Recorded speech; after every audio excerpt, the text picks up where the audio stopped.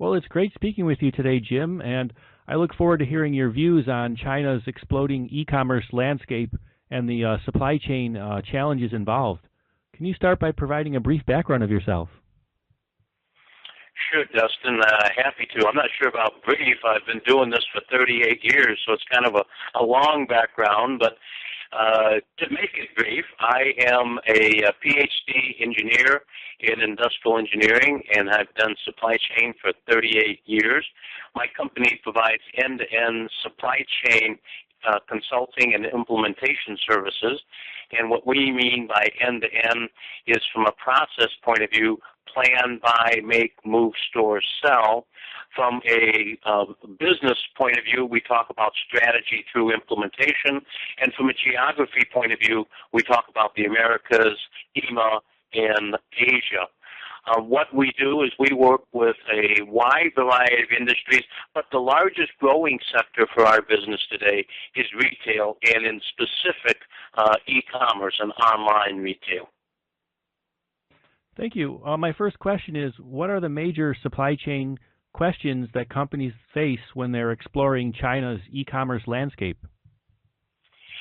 Well, one of the most difficult things that is different than what we would have in Europe and the United States is the issue of delivery, in that Chinese companies do not allow online companies to deliver to the office.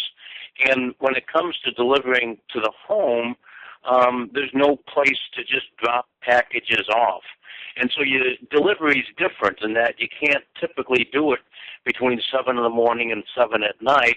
And so you need to deliver after 7 at night, or you need to use some sort of a drop location. And so those drop locations are growing. The Alibaba folks are using several store chains to deliver, to pick up, to allow you to pick up your orders. Amazon is working with a company called Family Mart.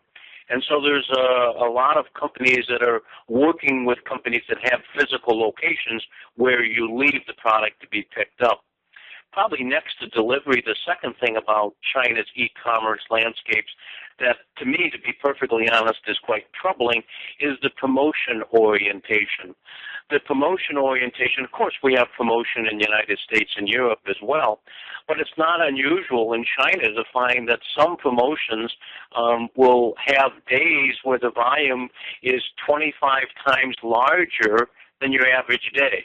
Well, that's very difficult on the supply chain from a processing point of view. But 11/11 in China is a huge event. November 11th is a huge event, and everyone puts product at tremendous discounts and to see how much volume they can do. Well, no one's making money at that time. And so it's a real challenge to figure out what a company's strategy should be when you're going through promotions. There's some companies that simply won't sell their best products online because of the promotion orientation.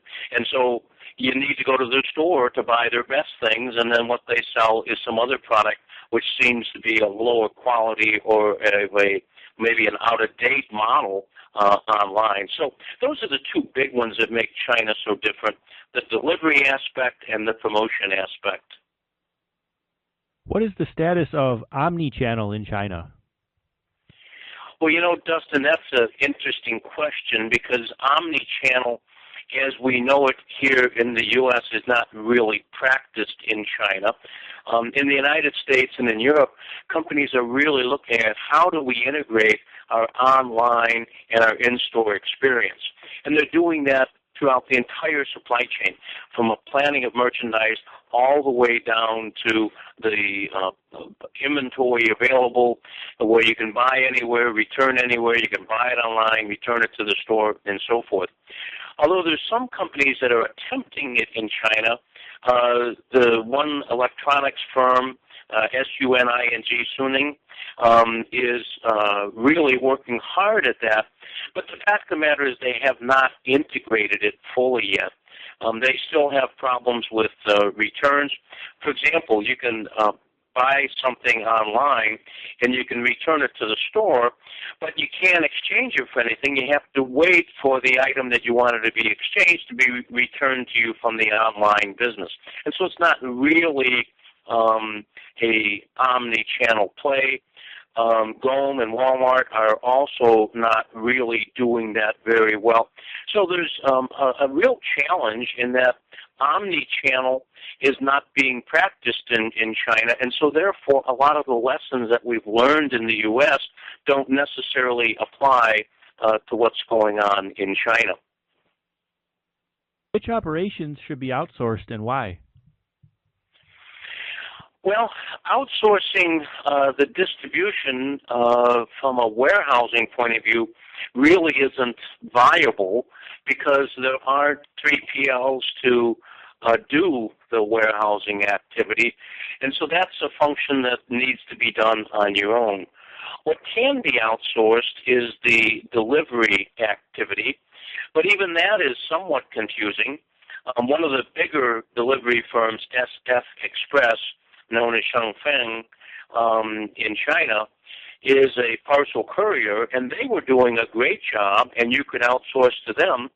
But now what they've decided is they're going to become their own e-commerce provider, and in addition, they own their own chain of convenience stores, and so they can go everywhere from the online presence to delivery to having the drop-off points where you can drop the orders off.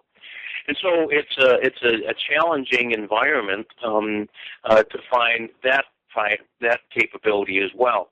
You don't have the nationwide providers like UPS or Federal Express that can service the whole country. And so delivery, when it is outsourced, tends to be much more regional, much more local than it is across China. So one of the challenges you have in one of the growth engines of the Alibabas and the 51 Buy and those types of people is that they are forced to do it themselves, and so you have to have substantial investment capital. And so in China, there tends to be fewer, very much larger e-commerce players as opposed to Europe and the United States, where there's a couple of large players, but then there's a lot of other people in the marketplace. Thank you, Jim, for sharing your views on China's e-commerce landscape and supply chain issues. Well, you're welcome, Dustin. Pleasure to be with you, and look forward to being with you again. Thank you.